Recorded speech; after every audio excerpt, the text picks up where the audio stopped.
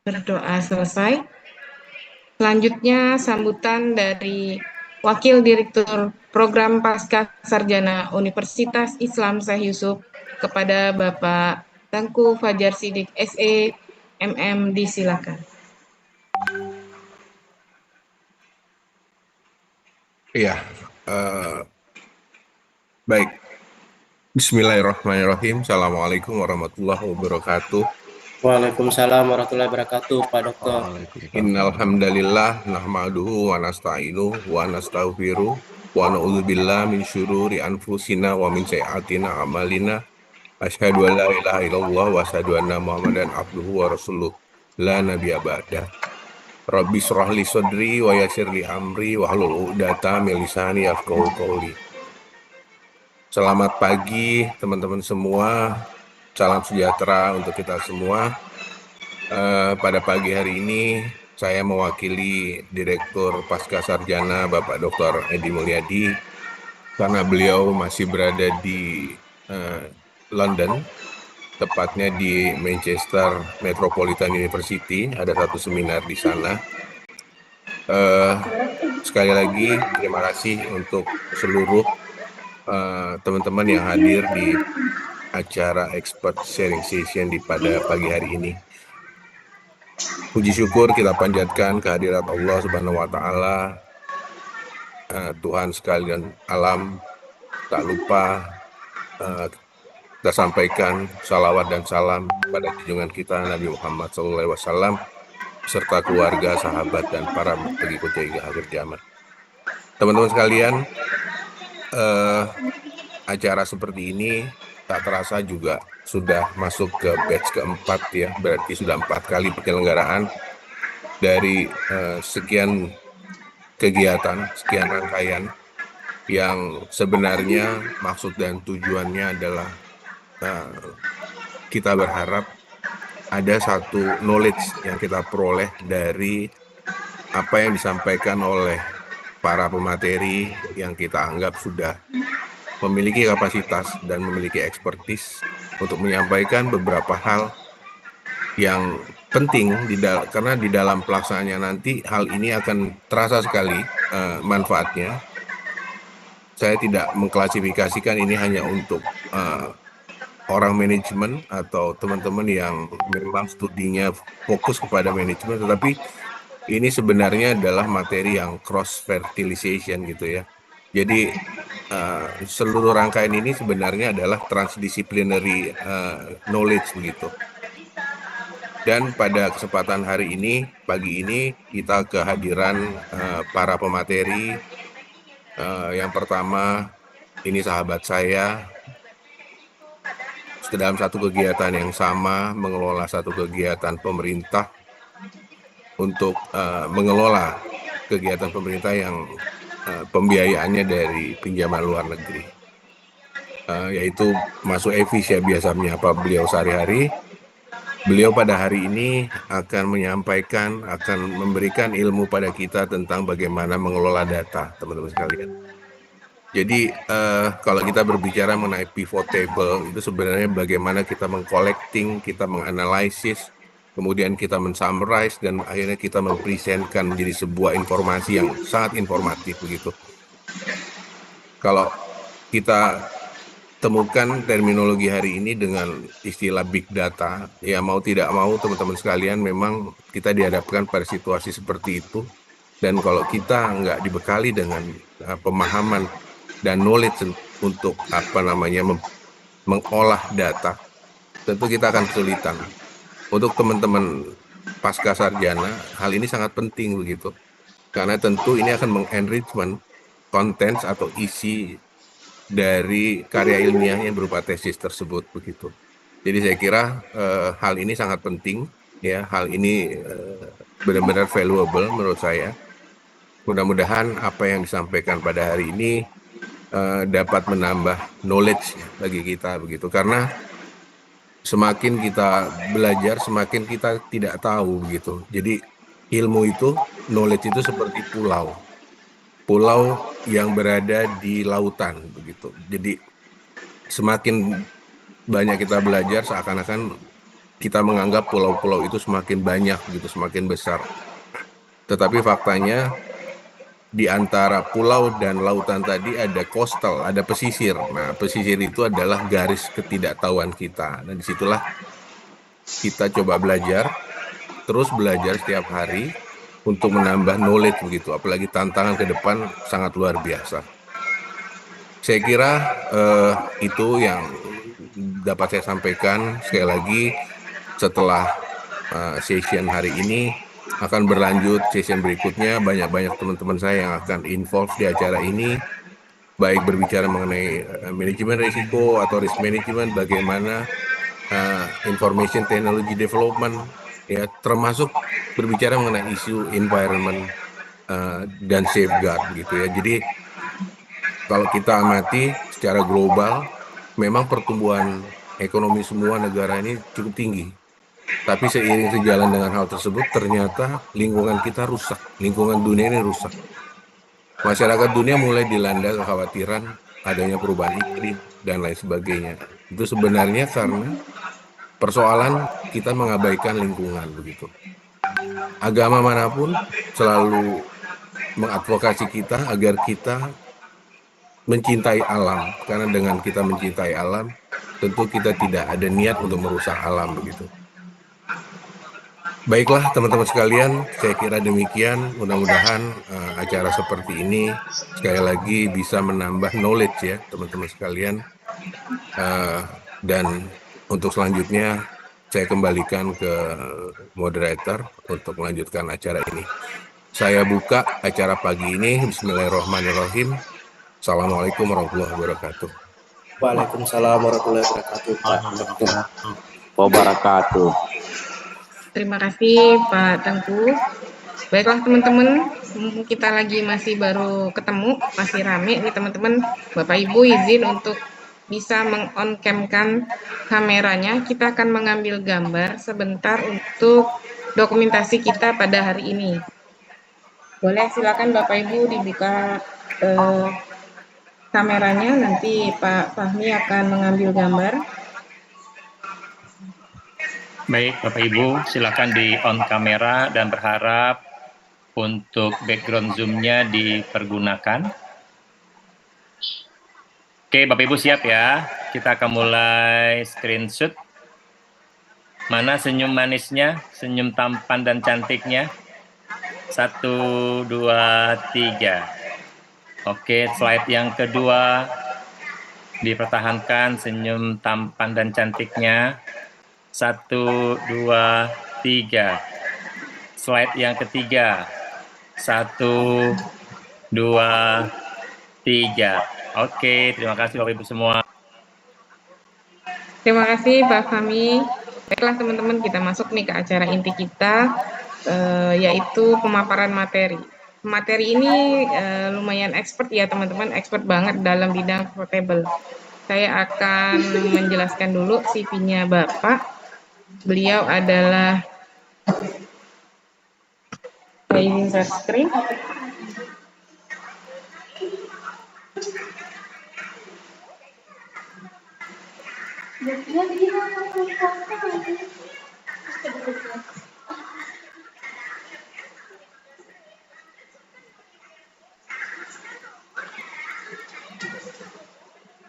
Indah, cuma rasanya saya nggak jadi pakai lah Mbak. Jadi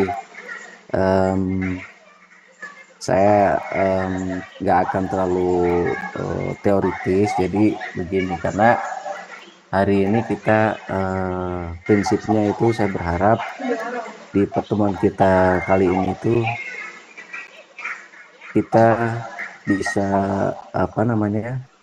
memberikan gambaran sekaligus pengalaman praktis bagi Bapak Ibu sekalian dalam mengoptimalkan penggunaan Microsoft Excel, khususnya nanti terkait dengan pivot table, data analitik, dan yang pada akhirnya nanti kita akan visualisasikan ke dalam dashboard.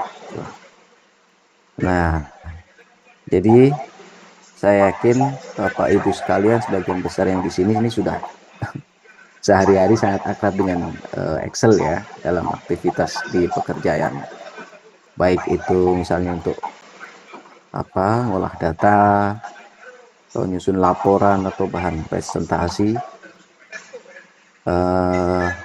Namun semoga sesi yang akan kita bahas bersama kali ini tuh bisa membuka wawasan baru tentang bagaimana Excel bisa dimaksimalkan secara lebih jauh gitu.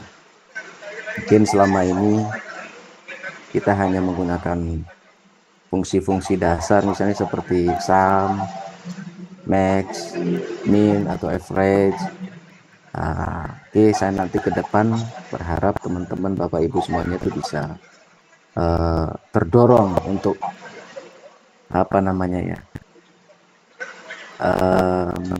mengeksplorasi lah fitur-fitur yang lebih kompleks dan bermanfaat gitu, terutama dalam konteks digitalisasi dan bisa jadi untuk pengambilan keputusan yang lebih cepat dan tentu berbasis dengan data gitu. Jadi menurut saya kemampuan menggunakan Excel secara lebih lanjut saat ini itu sudah menjadi kebutuhan yang sifatnya itu mandator. Jadi kita ini dituntut tidak hanya sekedar bisa gitu untuk menggunakan Excel, tapi juga harus bisa memanfaatkan pada tingkat yang lebih advance gitu. Jadi dengan pemahaman yang lebih dalam terhadap fitur seperti pivot table dan lain-lain, Bapak Ibu nanti akan lebih mudah dalam menyusun kebijakan dan menentukan arah langkah yang lebih strategis gitu, karena informasi ini bisa disajikan secara lebih cepat, lebih ringkas dan tentunya lebih mudah dipahami gitu. Nah, Bapak Ibu mungkin kita bisa bayangkan jika kita punya ribuan data misalnya, lalu kita olah secara manual ya, tentu itu akan memakan waktu dan menyulitkan proses pengambilan decision ya. Namun kalau kita bisa mengoptimalkan fitur-fitur yang ada, tentu kita akan bisa mempercepat proses tersebut dengan cepat dan efisien. Oleh karena itu apapun kasus lain dan konsensusnya saya akan lama-lama di sini. Jadi saya akan langsung praktekkan dan berikan sama sudah itu teman-teman Bapak Ibu sudah dapat data yang baik ya. Insyaallah sudah. Oke. Jadi oke ya. Nanti saya silakan dibuka masing-masing laptop. Jadi hanya sebelum sana saya mau berikan gambaran sedikit. Saya boleh share screen ya, baik ya. Ya, Pak.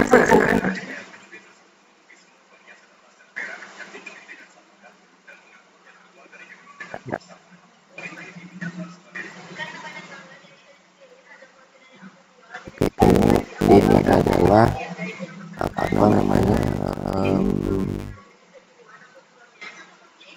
dashboard yang sudah saya kembangkan di kerjaan saya yang sekarang sedang saya jalani gitu ya. Dimana nanti kita nggak di sini ya, jadi prakteknya nanti kita akan beda dengan. Cuma saya mau berikan gambaran sedikit bahwa kalau kita bisa memaksimalkan Microsoft Excel yang kita sehari-hari kita olah itu, kita akan bisa menganalisis data dan juga menyajikan secara lebih interaktif dan menarik gitu. Bayangkan kalau kita datanya ini data ribuan, kita hanya tampilkan misalnya di dalam bentuk tabel seperti biasa, ya tentu akan kalau kita sajikan seperti ini, kita akan jauh lebih, audiens juga akan lebih tertarik gitu, dan juga mudah untuk memahaminya. Ini adalah dashboard peserta diklat dan sertifikasi di project yang Setara F yang yang sedang saya jalani dengan Pak Teguh gitu. Saya tutup dulu, ini gambaran sedikit aja.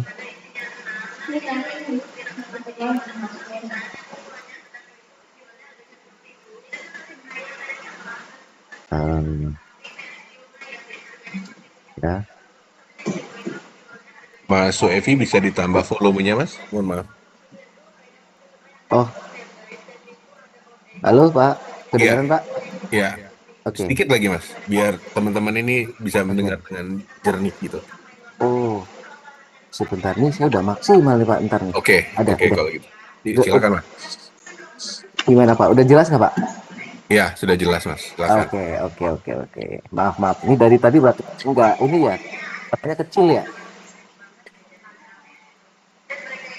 Jelas Pak, udah kedengaran jelas. Oke. Ya, jadi data yang sudah saya bagikan ke Mbak Endah, dan juga mungkin sudah didistribusikan ya ke Bapak Ibu semuanya. Kita akan praktek nanti bikin seperti ini. Nah, jadi ini adalah saya data sama ya, data setnya begini ya, Mbak Endah dan Bapak Ibu semuanya. Jadi ini adalah data loss and profit gitulah kurang lebih. Jadi saya kasih judul sini financial dashboard executive financial summary gitu. Jadi ini data, ini bukan bukan data yang istilahnya data sumber yang valid atau ini ya, tidak mencerminkan kondisi yang sebenarnya tuh. Ini saya ngarang aja sebetulnya ini datanya. Jadi paling penting sebenarnya bukan soal ininya ya datanya. Jadi Bapak Ibu memahami prosesnya gitu, mengolah data itu. Jadi buat saya bikin secara random aja gitu. Jadi saya buat secara random. Jadi asal tapi bukan yang ngasal-ngasal juga. Jadi intinya ini data ini tidak mencerminkan kondisi sebuah perusahaan tertentu lah yang karena saya ambil datanya secara acak aja gitu. Nah, Bapak Ibu kalau sudah buka, kita nanti bentar, saya stop di sini dulu, saya buka yang baru.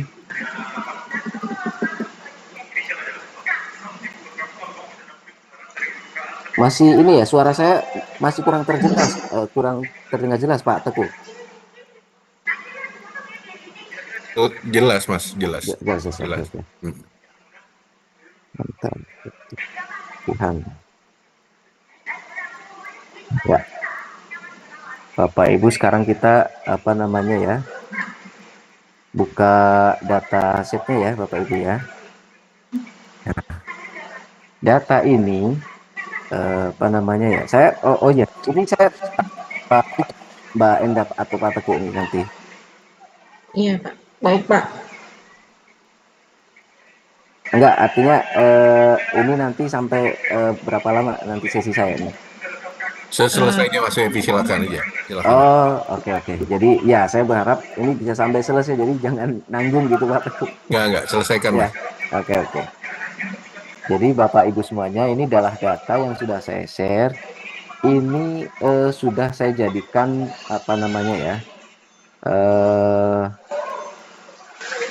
data table.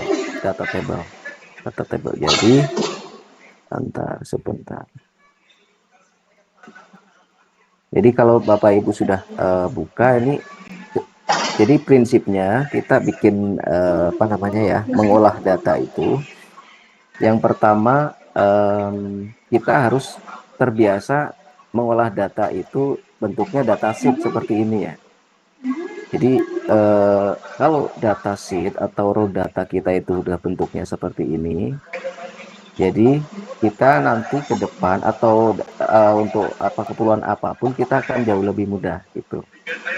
daripada misalnya kita satu-satu gitu. Jadi kalau misalnya mengerjakan data apapun, diusahakan Bapak Ibu semuanya dibuat dalam model datasheet seperti ini.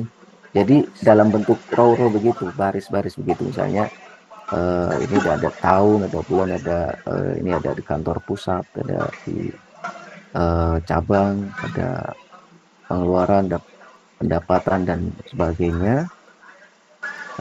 Ini saya sudah jadikan data table sebetulnya. Jadi caranya sebetulnya gini. Lupa ya, harusnya kemarin saya jadiin data biasa dulu gitu. Ini kalau mau kita kembalikan lagi dengan data seperti biasa, kita bisa masuk ke data range, ya. Lalu kita convert, kita langsung yes. Jadi, nah ini sudah bukan data table lagi. Jadi maksud saya sampaikan kenapa harus data table itu. Jadi bedanya data biasa dengan data table itu, ketika nanti kita olah menjadi pivot table, itu kita misalkan kita mau merefresh atau menambahkan data baru, kita tidak perlu repot untuk mengubah range yang ada di pivot table tersebut.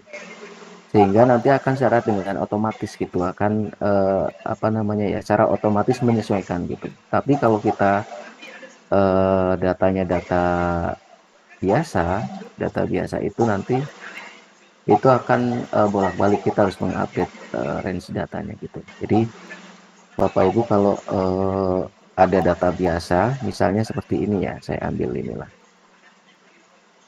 Dan, kebanyakan soalnya ini. Ini di sini.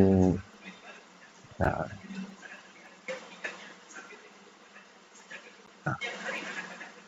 Ini kan, ini kalau data begini, ini kan data biasa nih Bapak Ibu semuanya. Jadi kalau kita mau mengolah data, misalkan kita mau buat pivot table, usahakan Bapak pertama kali itu harus dibikin data table. Caranya gimana? Bisa langsung Ctrl T. Sini aja. Jadi kursornya kita tempatkan di mana aja di dalam table ini. Kita jadikan data table. Jadi Ctrl T, langsung oke. Nah, ini sudah dari dalam bentuk data table. Nanti ke depan, jadi kalau misalnya mau update, mau menambahkan data, itu akan secara otomatis nanti sudah masuk di pivot yang kita nanti akan buat ya Bapak Ibu. Kita delete dulu, jadi kita masuk sini lagi, kita jadikan data table lagi. Tadi saya udah jadikan data biasa ya. Jadi saya masuk lagi, Ctrl T lagi, oke. Nah, ini data table lagi. Sekarang apa namanya, kita buat sheet baru. Coba Bapak Ibu semuanya buka sheet baru. Nah, sini.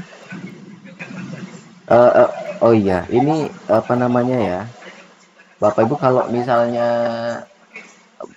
pengen misalnya warna lain atau apa, itu ini ya, ini soal preferensi aja Pak. Jadi saya kalau bikin dashboard itu lebih suka warna dasarnya tuh gelap gitu. Tapi kalau mau putih nggak apa-apa, silakan putih, nggak apa-apa gitu. Bebas, yang penting Bapak Ibu memahami prinsipnya gitu. Kita jadiin, kalau saya suka hitam, jadi saya jadikan hitam. Ini nanti yang akan kita buat dashboard. Kita tulis di sheetnya dulu dashboard.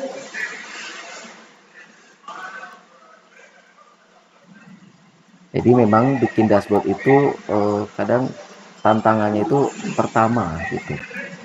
Di apa namanya ya, pertama kita nyusun. Jadi kalau misalnya idenya sudah ada, itu mungkin relatif lebih mudah ya.